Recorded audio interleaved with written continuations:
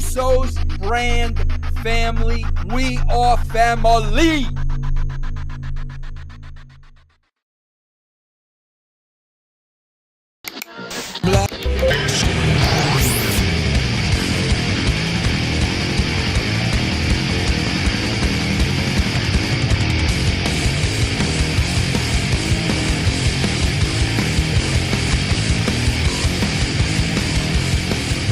Hello again, everybody. Welcome to another edition of Alterna TV. As always, I'm your host, Brandon Stransky, and today we will be doing the third and final part of the series I call Castrating Karl Marx. Now, what the series has been about is I recently purchased a book entitled Karl Marx Racist that contains the exact quotes taken from the private correspondences between Marx and Engels, the two authors of the Communist Manifesto, showing that they are actually, the idea is to dispel the myth that these guys are working class heroes, champions of the underprivileged, champions of the downtrodden, the oppressed, but in reality is they wanted to keep these people oppressed. They wanted to exterminate whole groups. They wanted to bring everything, the entire world, under communism, and had no problem exterminating entire groups of people in order to do so. So we close out the series with this chapter called Oriental Despotism. I will be reading directly from the book, and once we get to the exact quotes of Marx, Engels, or anybody else who we might be using for this episode, I will let you know. And here we go. In his efforts to develop a universal philosophy of history, Marx vacillated over the years from one position to another on fundamental issues, and when it was politically expedient, he even repudiated what he had previously proclaimed as basic historic laws. Nowhere in this confused situation more apparent than in Marx's elaboration of the theory of Oriental despotism. He was never clear as to what the fundamental factors were which characterized what he called Oriental society. He did not take the trouble to define the interrelationships of these causal factors with any degree of mental discipline or intellectual precision, and he changed the boundaries of this so-called Oriental or Asiatic society radically as it suited him and with bewildering frequency. The aspect of Marx's philosophy of history has been illuminated by Wittfogel's brilliant, scholarly, and thought-provoking work, Oriental Despotism. This chapter will not summarize Wittfogel's fascinating analysis of the worldwide interrelationships between hydraulic societies and concentrations of bureaucratic power. We are concerned with the much more limited issue of trying to disentangle Marx's ideas on the nature of Asian society. 4 historic stages. Up to that time, Marx wrote in Das Kapital that history had experienced 4 distinct forms of society, defining each form in terms of who controlled the means of production. In Asian society, control was vested in the state, the population as a whole being in effect its slaves, which is exactly what socialism is. In classical antiquity, the ruling class was the, quote, slaveholders. In feudalism, quote, the feudal landlords, and in capitalism, quote, the capitalist class. The first anomaly to note about this view of history is that the Asian form of society, or Oriental despotism, has persisted since time immemorial and was, as Marx would on several occasions observe, quote, historyless. By contrast, the classical system of private slavery had been supplanted by the quote, more progressive feudal system. The feudal system had similarly been displaced by capitalism, and capitalism in turn was destined to yield to the final social system of communism. Why had the areas subject to Oriental despotism remained outside this process of supposedly inevitable historic evolution? Marx never gave a clear answer to this question, but there is good reason to suppose that he considered those he called Asiatics inferior and incapable of entering the maelstrom of historic development unless they were pushed into it by some external, which is European or North American force. Thus he referred to the, quote, barbarism of China and China's, quote, semi-barbarian emperor, referred to China's, quote, patriarchal constitution, alluded to the, quote, semi-barbarian, semi-civilized communities of India, unquote, of India in the New York Daily Tribune article, called both Turkey and Prussia, quote, Turkey and Persia, quote, barbaric, and alluded to the, quote, barbarian Tsar of Russia. In this article of June 25th, 1853, on the brutish rule of India for the New York Daily Tribune, Marx observed that the communal Indian rural communities, quote, inoffensive though they may appear, had always been the solid foundation of Oriental despotism, that they restrained the human mind within the smallest possible compass, making it the unresisting tool of superstition, enslaving it beneath traditional rules, depriving it of all the grandeur and historical energies, unquote. He spoke of the Indian peasants', quote, barbarian egotism, which calmly witnessed, quote, the preparation of unspeakable cruelties, and added that, quote, this passive sort of existence evoked wild, aimless, unbounded forces of destruction and rendered murder itself a religious rite in Hindustan, unquote. This system, quote, contaminated by distinctions of caste and by slavery, brought about a brutalizing worship of nature, exhibiting its degradation in the fact that man, the sovereign of nature, fell down on his knees in adoration of Hanuman the monkey and Sabala the cow, unquote. In his August 8, 1853 article in the same newspaper, Marx observed, quote, Indian society has no history at all, at least no known history. What we shall call its history is but the history of the successive invaders who founded their empires on the passive basis of that unresisting and unchanging society, unquote. And in an article in Die Presse of Vienna, July 7, 1862, Marx extended this incapacity for autonomous change to, quote, the Oriental empires, unquote, as a whole. Again, in an article in the Tribune, June 5, 1857, written by Engels at Marx's request, the defeat of a large Persian army by a much smaller Anglo-Indian force was attributed to the fact that the victors had European officers and sergeants. The Persian force had been merely a, quote, European system of military organization engrafted upon Asiatic barbarity, unquote. The defeated Persian forces exemplified, quote, Oriental ignorance, impatience, prejudice, unquote. It is difficult to escape the conclusion that Marx and Engels believed that Oriental despotism would survive in Asia indefinitely because the mental and spiritual resources of the Asian people were not adequate to bring about its destruction. It was for this reason that they joyfully hailed every victory of what modern liberals would call European and American imperialism against more backward nations. I'm going to read that again real quick so you guys understand what these pieces of shit, these two pieces of shit who wrote the Communist Manifesto were all about. It was for this reason that they, Marx and Engels, joyfully hailed every victory of what modern liberals would call European and American imperialism against more backward nations.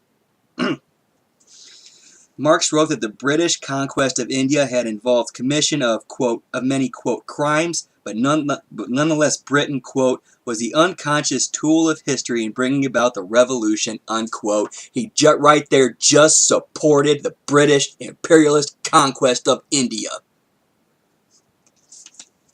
From the stagnant Asian system to incipient capitalism.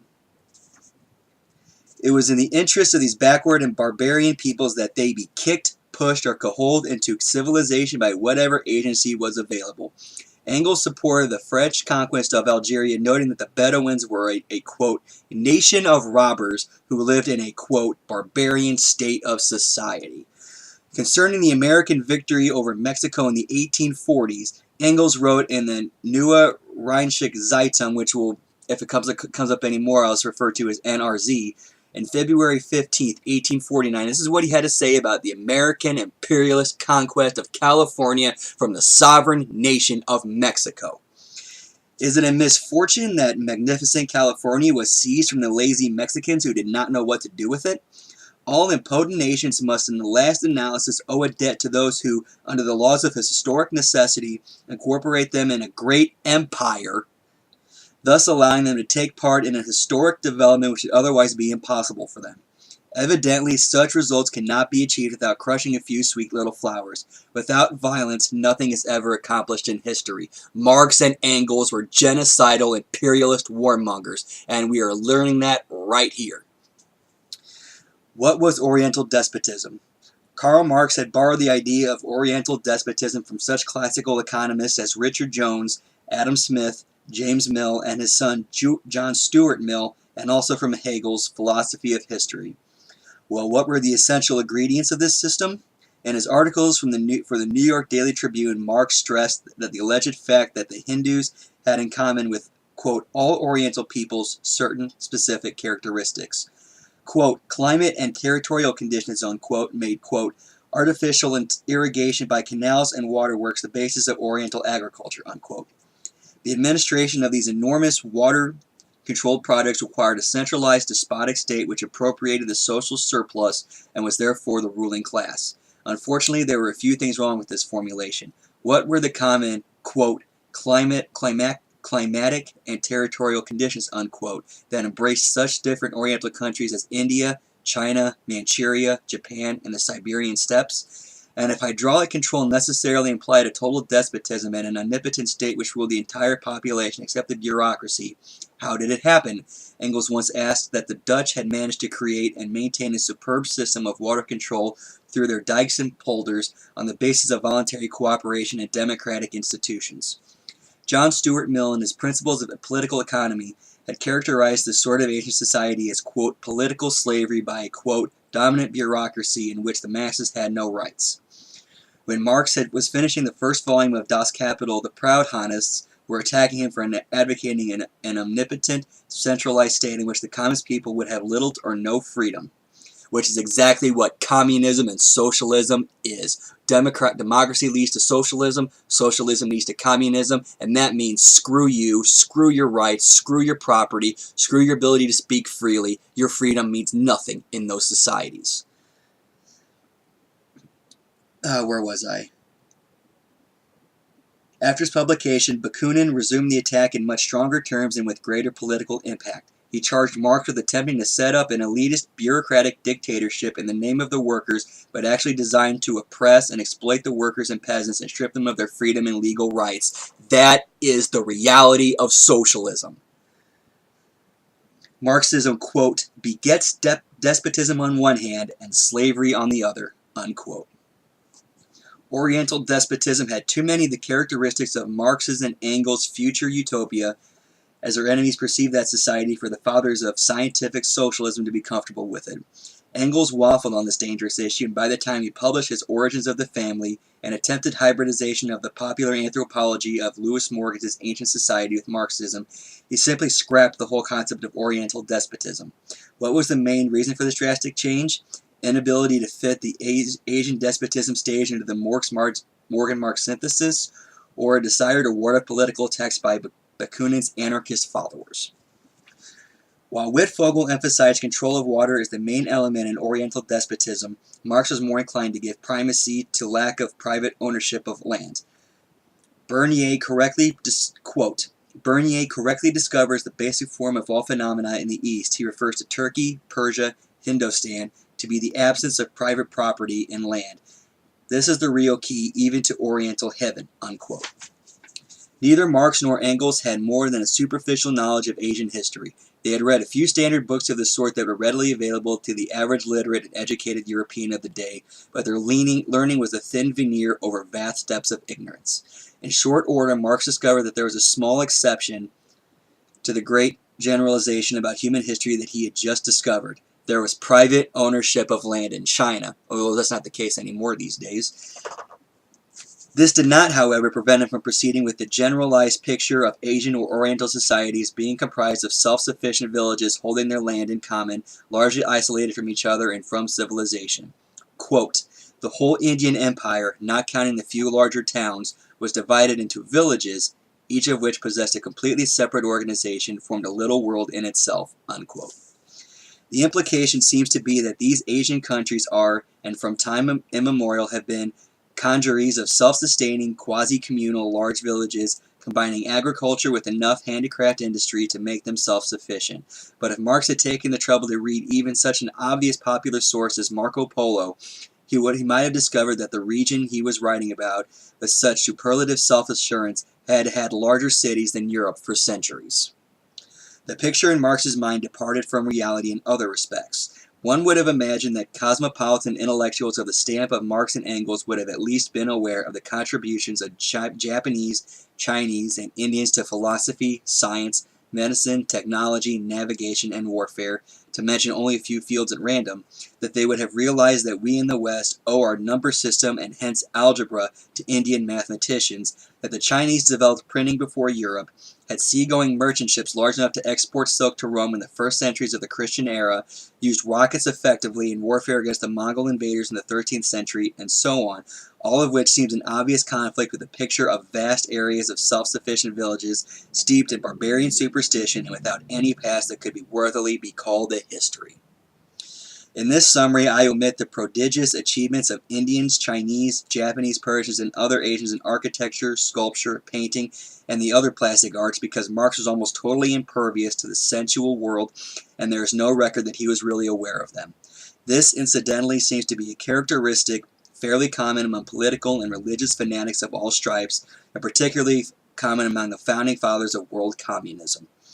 Finally, because of the traditional communal land property forms of the Russian village, Marx applied his already ramshackle theory of Oriental despotism to Russia. Of course, he did not know that Russian agriculture was not based on irrigation, drainage, plotters, or other. Of course, he did know that Russian agriculture was not based on irrigation, drainage, polders, or other instrumentalities of hydraulic control. At times, the two pundits would include Egypt and other ancient civilizations, the frontiers of Oriental despotism, shifting from one Marxian pronouncement to another and from one Engels interpretation of Marxism to the next. The practical conclusion to be drawn from all this was that these backward, quote, barbarian peoples would be incapable of moving into the historical mainstream by their own independent exertions. They would have to be dragged into history by the imperialist expansion of Western capitalism, of which Marx and Engels definitely approved, or by the victorious revolution. When the communist revolution swept across the civilized world, these Asiatic, quote, barbarians would be taken under the firm tutelage of the victorious proletarian dictatorship. When the European workers triumphed, the barbarian Asiatics would become their vassals. That sounds a lot like colonialization, doesn't it? Colonialization, imperialism, this son of a bitch advocated that, and the people that support him seem to think they're against it, when really if you're a Marxist, you support imperialism, you support colonialism, and you're a hypocrite and a liar. In summary, Marx's whole elaborate theory of Asian despotism was, like so much of his intellectual work, based on borrowings and plagiarism from other writers. The theory shifted from an emphasis on lack of private property and land to village communal organization to despotic states administering vast irrigation and flood control works. It was advanced or jettisoned in accordance with the needs of factional politics. The area subject to Asian despotism was particularly elastic, at times including Russia, at other times Turkey and Persia, and sometimes even ancient Egypt. The stress throughout was that these people, who happened to constitute then as now the majority of mankind, were, quote, barbarians or, quote, semi-barbarians. Whether they were barbarians because they were Asiatics or barbarians because they were the victims of Oriental despotism was never clarified. But as, quote, barbarians, they were destined to be the objects, not the subjects, of history. Their destiny was to be made for them by others. Those others would, of course, be West European and overseas descendants. This shit sounds just like what the leftists are complaining about with white colonial expansion. They seeing people hail Marx, who supported white European colonial expansion and imperialism.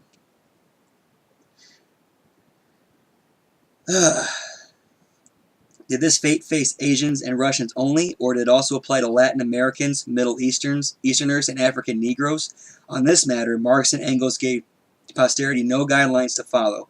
However, Marx's enthusiastic endorsement of Tremo's discovery that, quote, the backward Negro is not an evolved ape but a degenerate man, unquote, to suggest that a different fate lay in store for blacks under communism. And that is the end of the chapter.